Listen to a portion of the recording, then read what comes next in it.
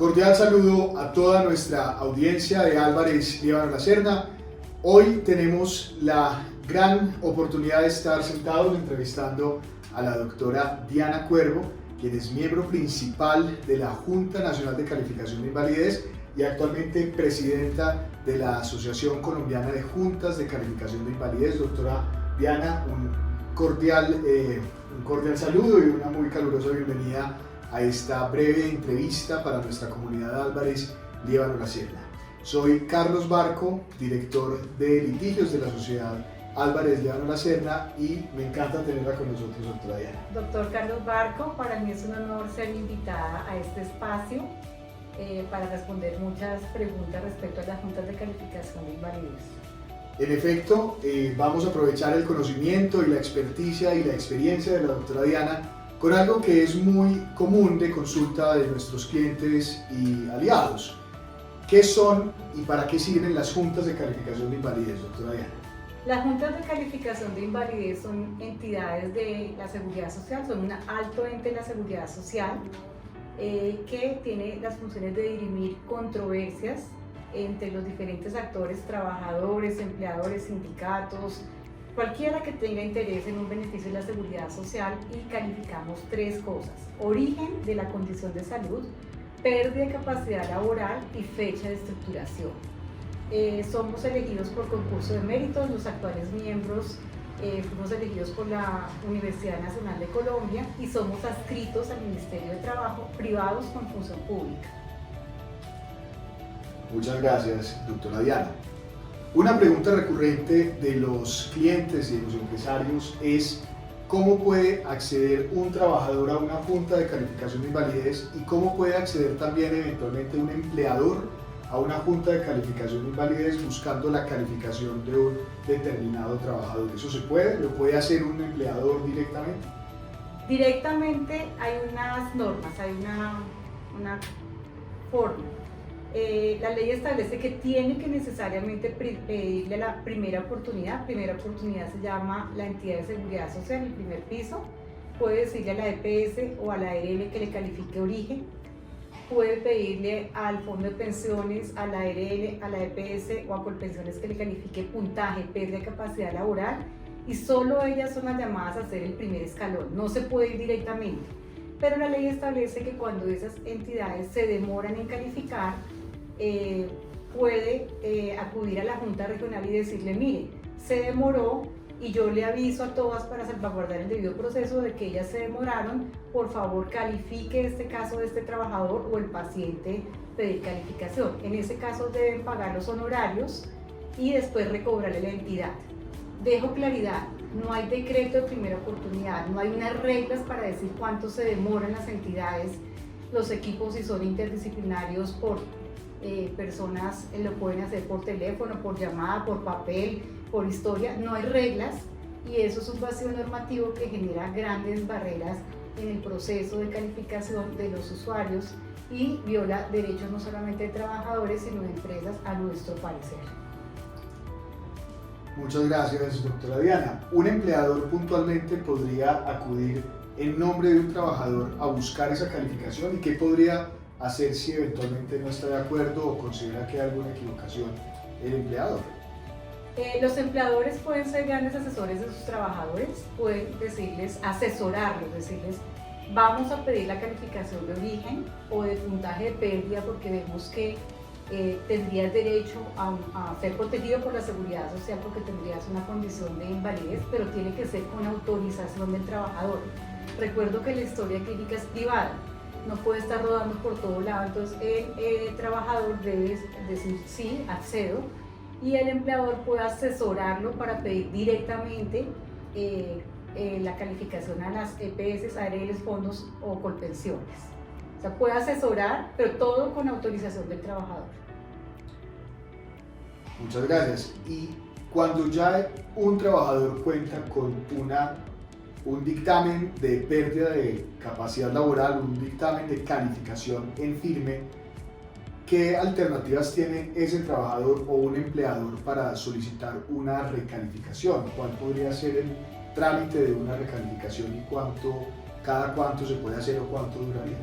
Bueno, Todas las partes interesadas pueden pedir revisión de la calificación de pérdida. Aclaro, se pide recalificación solo el puntaje, no se pueden revisar orígenes en fin, solo puntaje.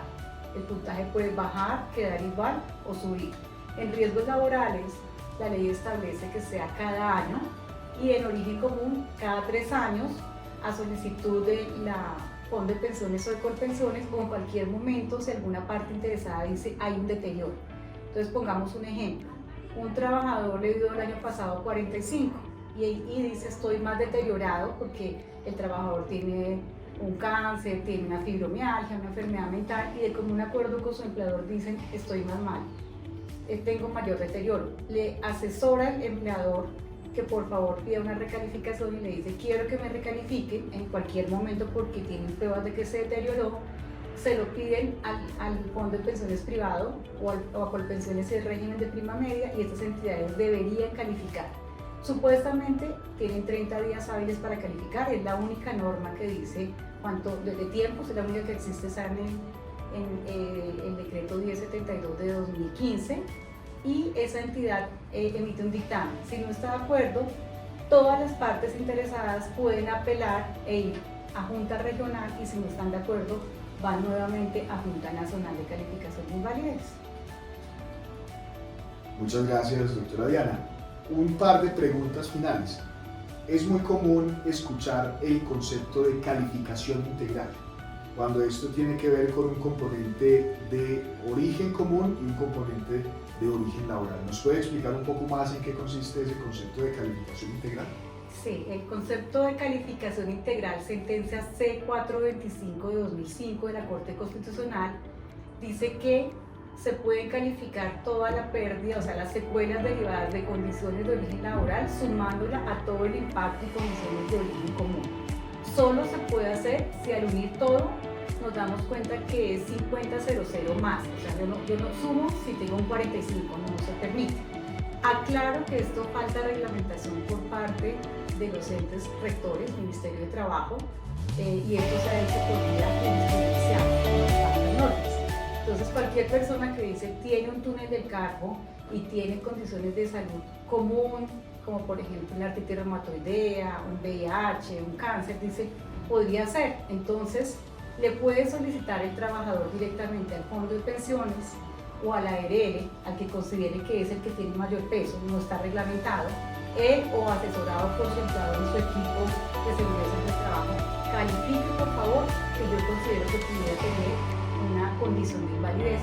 Esa entidad debería calificar y decirle sí o no y decirle claramente en el dictamen los derechos para pelear a Junta Regional y si no está de acuerdo a Junta Nacional. Y ya las juntas serán las últimas entidades que diriman y digan sí es inválido, sí tiene una condición de invalidez, porque aclaro, en Colombia todavía seguimos llamando invalidez cuando eso va en contra de los derechos de las personas con discapacidad, pero así se llama en nuestro mundo jurídico y por eso tenemos que llamar pensión de invalidez, así no estemos de acuerdo.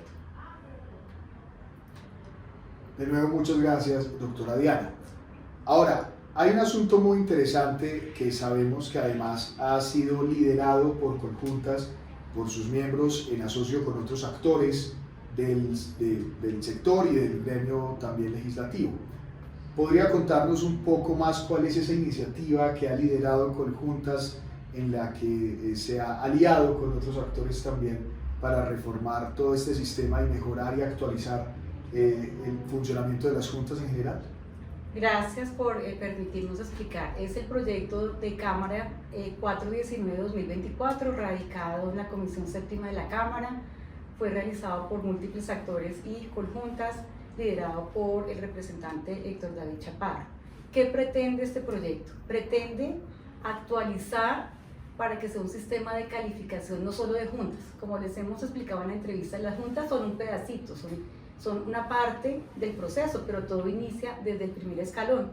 Regular los tiempos y las características de cuánto debe demorarse, cómo deben ser los procesos de calificación de EPS, ARL, fondos, colpensiones. ¿Para qué? Para agilizar y garantizar el derecho de los trabajadores. Actualiza e incluye términos y concepciones sobre discapacidad.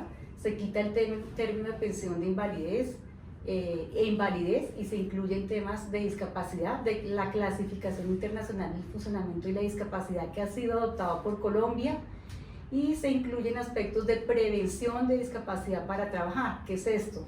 Hacer que nuestro sistema de seguridad en vez de social, en vez de estar pensando venga lo incapacito y el litigio entre el empleador y el trabajador, fortalezcamos todo el tema de rehabilitación profesional, todo el tema de lograr mantener al trabajador en su sitio de trabajo, y si no es productivo o no hay el sitio para ponerlo en esta empresa, poderlo cambiar a otro lugar y siga siendo activo para la sociedad.